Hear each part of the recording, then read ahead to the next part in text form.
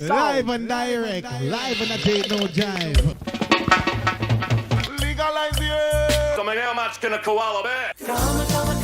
Koala bear, koala bear. Koala bear. Barry pulls a joint out of his pocket. Bill says, "Great, Barry, a reefer." Hi, welcome back. It's another episode of the Koala podcast. And today I'm in the UK and I'm speaking to somebody else in the UK, which is a rare thing. Jessica Steinberg, who I discovered just linked up with New York firm Feldman Partners. I've been dealing with David for a number of years. He's been very strong in the New York cannabis market. So I was very interested to know what work Jessica is doing with the firm in the UK. Jessica, welcome to the Koala podcast. Thanks for taking time out to speak. Give us a little bit of background. I mean, a very small bit of background. What led you to cannabis and law? Absolutely. Thank you so much for having me on. Yeah, so I've joined David Feldman's team at Feldman Legal Advisors.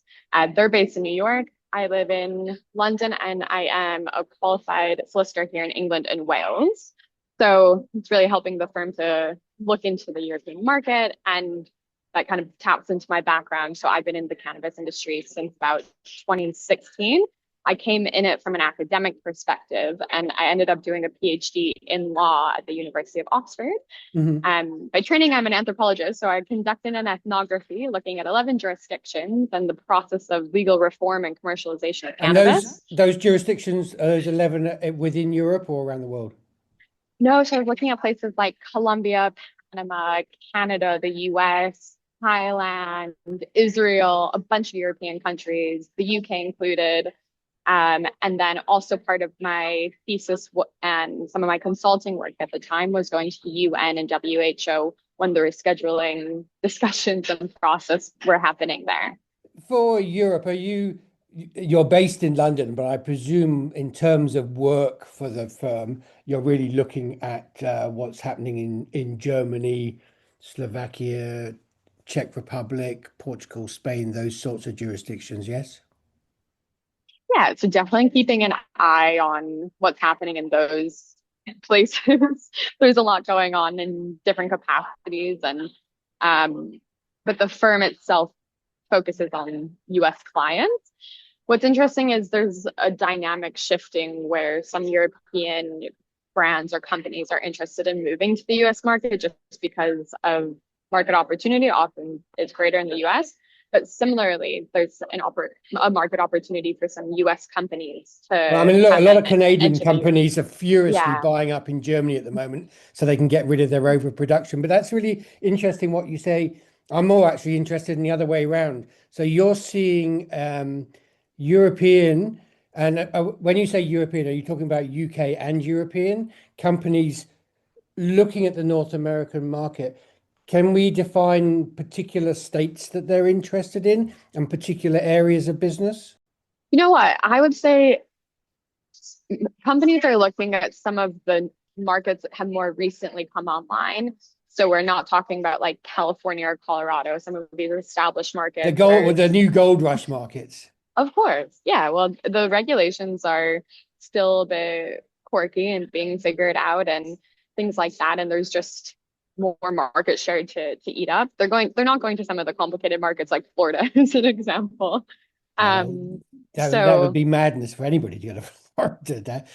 So I mean, what sort of businesses are we talking about? I mean, because they're European, are they more hemp and CBD based businesses looking to get product into mainstream brands, mainstream retail brands, rather than specifically cannabis companies? Yeah, it's a good distinction to draw on because there's obviously the hemp side and then the cannabis and that licensed market.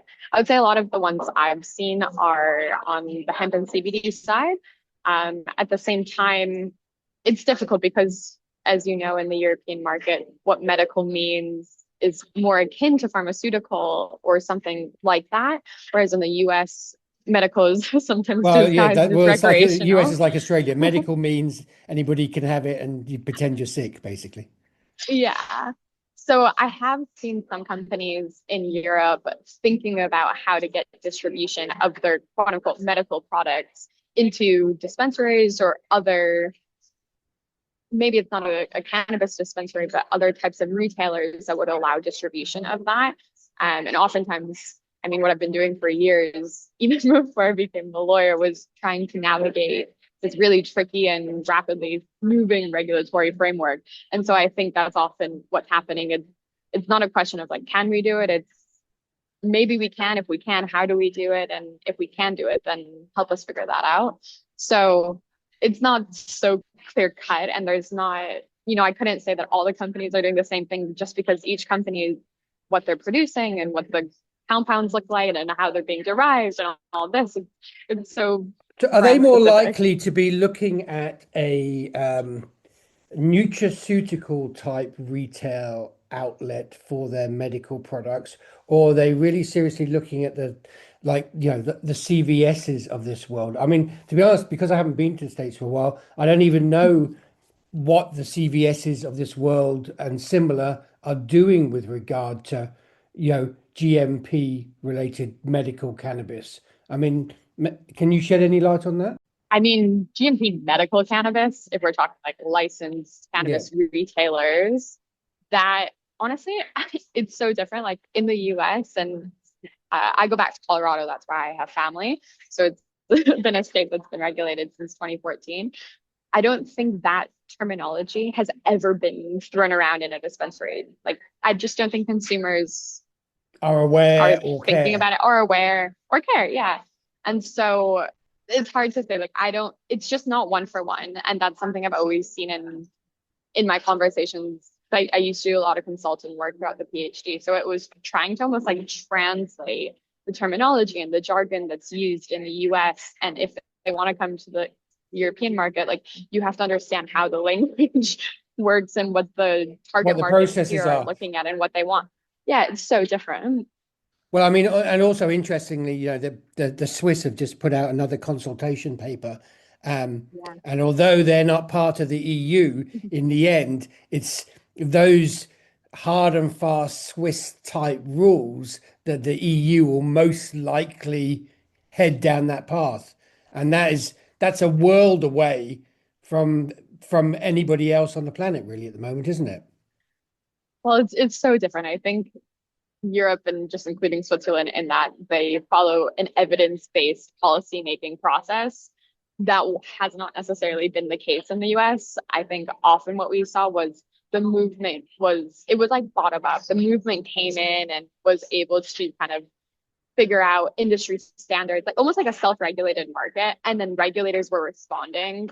And that's just a completely different process than we're seeing in Germany and Switzerland, where you have these pilot projects. Even in France, that's a good example. I don't know, it's interesting. I feel like from the US, Canada included, they have a lot to learn from what's going on in Europe. And the same applies on the other side. I agree. Agree totally. Everybody has a lot to learn from one another. And although the US may seem a bit, to use an analogy, a bit cowboy, the majority of knowledge on how to do and not to do things still lies within people who have practiced in the longest, serving US states, the Colorados, the Oregons, the Californians, because they know they have that knowledge of what systems do and don't work and still do and don't work. I mean, it's funny because I was actually just thinking about Colorado earlier this week. I've not heard anything much out of Colorado recently, except for my updates from the regulatory authorities, which with Colorado, there seems to be some sort of steady progress there at the moment. And do you find the US states are interested in looking at Europe and seeing whether there's opportunities there? Because they can't, because of that state federal thing going on? Yes. And no, I think the industry is interested in bridging that together. I've seen some conferences. There was one that was held in the springtime this year in DC talking about global regulations. Yes, I remember that one. Yeah. So I think the industry is interested. I don't truly think state regulators are interested in what's going on in Europe. again, these contexts are hugely different. And even from like an insurance perspective, in the US, you have private health insurance. In many European countries, you have Public a health social systems welfare that have system, to, yeah. right? And So, so even like conversations around that, it's just not parallel. But I mean, Colorado is an example. Like they're 11 years in now. And so at least from an adult use recreational perspective. And I think what's happened there is the regulation is so dense, but it's because anytime something comes up from like a consumer health and safety perspective, or on the cultivation and the agriculture side with pesticides and new additives and things like this, the regulators are constantly trying to rewrite the regulation to make sure that it's appropriate. And I don't know if I think it's more, I've seen a lot of states draw on language from other states' rules and regulations, but I haven't often seen many states drawing on what's happening in Europe. And so, yeah, and but that's an issue. European Look, countries are drawing on this state. yeah, I mean, look, we don't have long to run, and it's a short conversation. We'll have another one.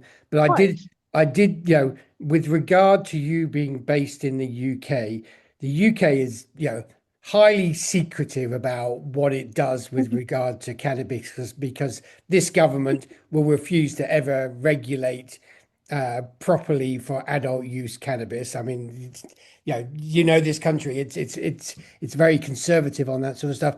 Are you finding that there's a second or third generation of cannabis, CBD, and hemp related companies quietly appearing on the scene here who are looking to do work? Or is it, as it appears on the surface, the existing players are getting stronger, but there's nothing much new happening? I would say the latter. There's a few beverage companies that are seemingly doing well. Hard to say what that means sometimes. But I think from 2019, 2021, there was a big shakeout. And a lot of, you can even see it in the conference circuit where, familiar faces are becoming less and less familiar, because I do think new people are coming in. But it's just the hype around it from a consumer point of view is not the same that it used to be. And from a medical perspective, I think there's opportunity on the clinic side. And, it's difficult. We don't really have true patient numbers or anything like that due to how the data is being collected. I would say there's movement, there's some momentum. It's the quote unquote like loopholes, how in the US we have the Farm Bill loophole that people often talk about with hemp derived beverages and things like that. That doesn't really exist in Europe or in the UK. And so I think it's harder right now to enter the market and compete and stay alive, just because the consumers don't seem to be as excited about it. No, I mean, we have a big drinking culture in the UK. Yeah. People just want to go to the pub. Exactly right. Well, I mean, although I'm sure people would be quite happy if they went to the pub and there was 72% THC drink there as well. You live in London, that would make a pretty popular pub for a limited period of time. Anyway, look, I know we're running out of time, and you've got to do another call, so let's have another conversation at a later point. I just wanted to introduce you on the podcast and say that you're working for Feldman in the UK, and that we see that there's still this sort of link of building business across the pond, so to speak, in cannabis. It's just what it is and what the opportunities are.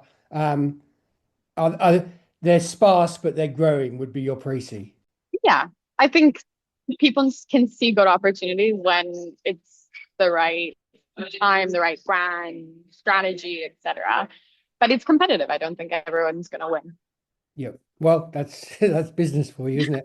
Okay, Jessica, Exactly. thank you very much, and we'll join you on another podcast. I'd love to talk to you about the UN and the level of sort of misinformation and how to try and engineer change with international bodies, because that's a subject that's very close to my heart at the moment. Thanks a lot for being on the Absolutely. Koala podcast. Thank you. Live and direct, live and a date no jive.